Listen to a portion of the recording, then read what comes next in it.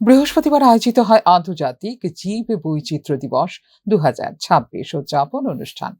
এবারের মূল ভাব বৈশ্বিক লক্ষ্যের জন্য স্থানীয়ভাবে কাজ করা, পরিবেশ রক্ষা, প্রাকৃতিক সম্পদ সংরক্ষণ এবং জীব বৈচিত্র্যের গুরুত্ব সম্পর্কে সাধারণ মানুষের মধ্যে সচেতনতা গড়ে তুলতেই এই অনুষ্ঠানের আয়োজন করা হয়। আজকের অনুষ্ঠানে উপস্থিত ছিলেন ত্রিপুরা সরকারের বন সহ পরিবেশ এবং বিজ্ঞান দপ্তরের মন্ত্রী অনিমেষ দেববর্মা, বন দপ্তরের সচিব রবীন্দ্র কুমার সামাল সহ বন দপ্তরের অন্যান্য আধিকারিকেরা। এদিনের অনুষ্ঠানে বক্তারা জীব বৈচিত্র্য সংরক্ষণের গুরুত্ব তুলে ধরে বলেন, প্রকৃতির ভারসাম্য বজায় রাখতে বন ও বন্য প্রাণ সংরক্ষণ অত্যন্ত প্রয়োজনীয়। পাশাপাশি স্থানীয় পর্যায়ে পরিবেশ বান্ধব উদ্যোগ গ্রহণের উপরও জোর দেওয়া হয়। মন্ত্রী অনিমেষ দেববর্মা আজকের এই দিনটা সম্পর্কে প্রতিক্রিয়া দিতে গিয়ে দাবি করেন যে ত্রিপুরা রাজ্যের ক্ষেত্রে জীব বৈচিত্র্য ঘটনাটা নতুন কিছু না, তারপরেও বিভিন্ন ক্ষেত্রে মানুষের সাথে প্রাণীদের সংঘাত তৈরি হচ্ছে। এই ক্ষেত্রে সচেতনভাবে পরিবেশ রক্ষায় এগিয়ে আসা প্রয়োজন বলে দাবি করেন মন্ত্রী। হচ্ছে না, আজকে ইন্টারন্যাশনাল বায়োলজিক্যাল ডাইভার্সিটি ডে।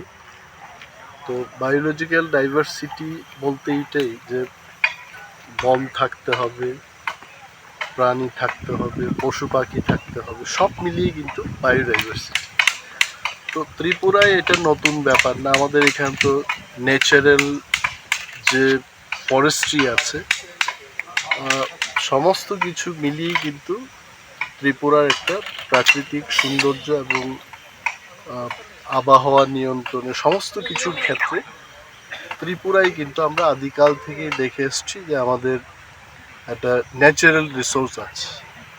তো ম্যান অ্যানিম্যাল কনফ্লিক্ট, যেমন হাতির সাথে মানুষের যে সংঘর্ষগুলো হয়, এগুলো আসলে মানুষ হাতির জায়গা দখল করেছে এটা হাতি মনে করছিল, আর মানুষ মনে করছে মানুষের জায়গায় কেন হাতি আসছে।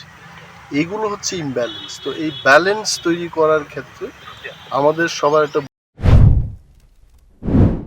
এছাড়াও অনুষ্ঠানে বিভিন্ন সচেতনতামূলক কর্মসূচি, আলোচনা সভা এবং পরিবেশ রক্ষার বার্তা দিয়ে বিশেষ প্রচার কর্মসূচির আয়োজন করা হয়। বক্তারা বলেন, বৈশ্বিক পরিবেশগত চ্যালেঞ্জ মোকাবেলায় স্থানীয় মানুষের সক্রিয় অংশগ্রহণই হতে পারে সবচেয়ে বড় শক্তি। ফিউরো রিপোর্ট, নিউজ নাও।